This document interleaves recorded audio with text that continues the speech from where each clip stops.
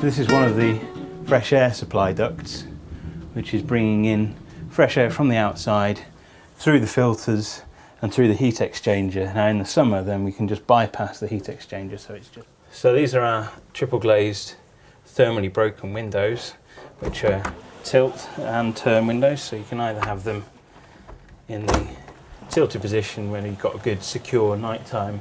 On the internal corners where we've got the outside wall meeting the partition wall, we've put internal insulation. So this is the controls for the heat recovery ventilation system we saw up in the roof, and we can either set this onto automatic, or you can individually set the speeds, so depending.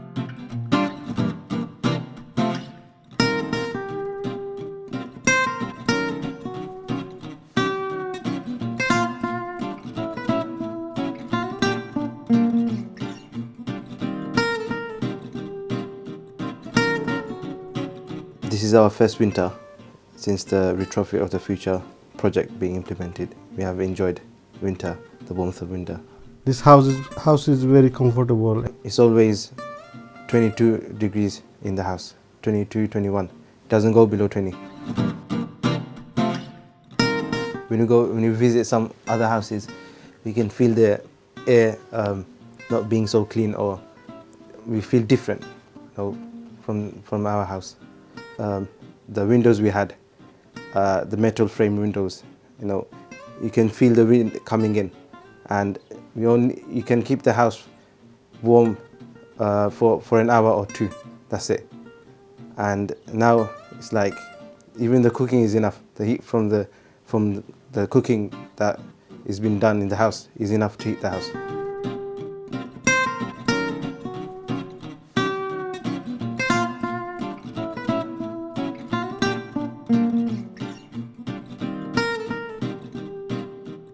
I got hay fever very badly. I take a lot of medicine, but it doesn't work. Now this year, when work finish, I'm completely okay.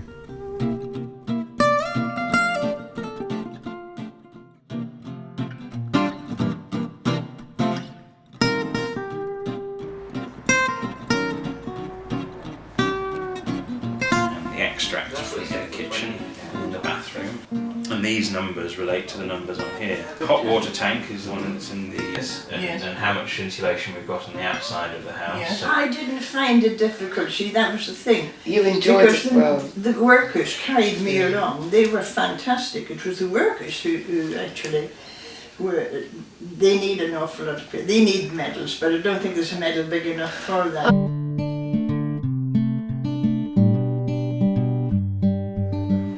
Since October actually we've been living here with no workmen coming in, and it has been fantastic.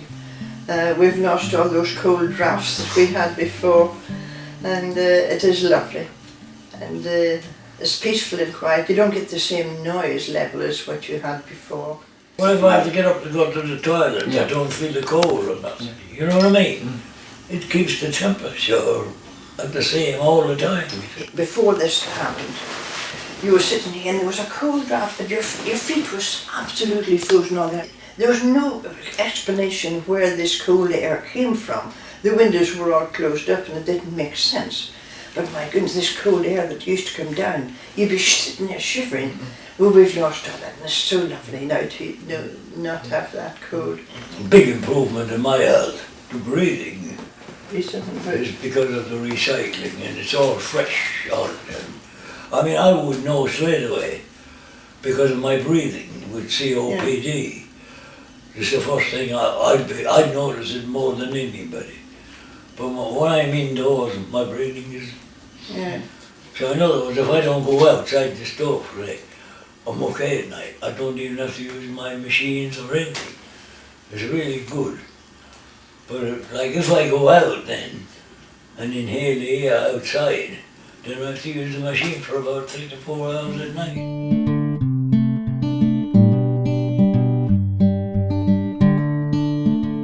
In the region of 40% of all carbon emissions in the UK come from existing buildings. If we are to achieve 80% carbon reduction, the government's target for 2050, we are going to have to upgrade at least 20 million existing homes in the UK.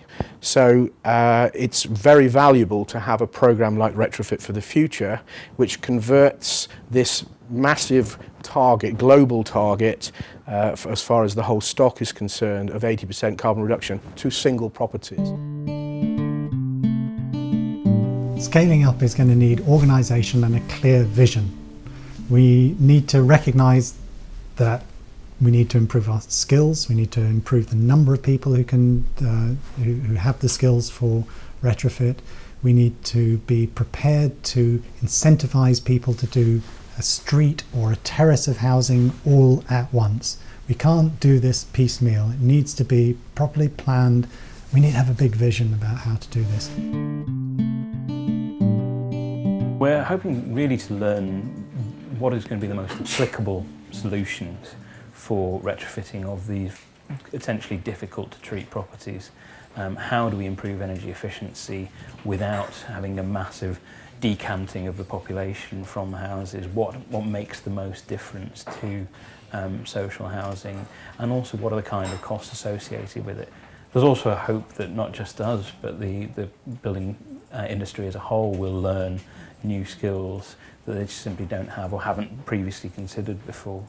Lessons learnt on the project, you're looking at various areas, construction methods. We learnt a lot about how we should be approaching work from start to finish, the various methods involved, and detailing, which was a lot more than we first thought there'd be. Myself and my whole team are taking every single bit of information we've gathered from this project, this one and another one we did, and we are using it. We're informing other clients of what you can achieve. If we're going to do a window job, we're asking, why are you using this specific type of window? Why don't you use this window? I mean, going forward, we hope as a company to be involved in many more of these projects and many more of these schemes. On a larger scale, it'd be lovely to get a row of terraced houses or a cul-de-sac which had some properties in it. When the competition was first conceived a couple of years ago, everyone was talking about passive house new build, but the elephant in the room was, well, what are we going to do with the existing stock?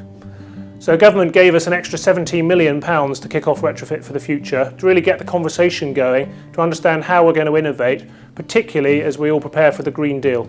It's clear that climate change is happening, and it looks like man has played a part in that. So it's fantastic to be an opportunity to influence the way in which the construction industry tackles this grand challenge. Yeah, I think fundamentally climate change is the driving force behind everything we do in the office, and it's really at the core of all our work. It's a very the ethos of sustainability is something that Justin's brought through from his own childhood, really. Passive House and all our work really is designed to make these changes easy, comfort enhancing, health enhancing, and affordable. All houses should be built like this. Yeah. They should be built from scratch. Every house from now on should be like this one. It's a good project, and also having the idea of being able to contribute to the society, as in lowering emission, being part of it. When they presented me with the thing, I thought, goodness no, I've not done anything to it. Well, I haven't really, and I felt a little bit of a freak being given that, the award. But it's just nice to know that you have done a little bit, whatever it might be, because I think we need to do a lot more in that area. All of us need to do a little bit more. I live in my own little world, and I was not aware that we needed to be doing as much as what we need to do.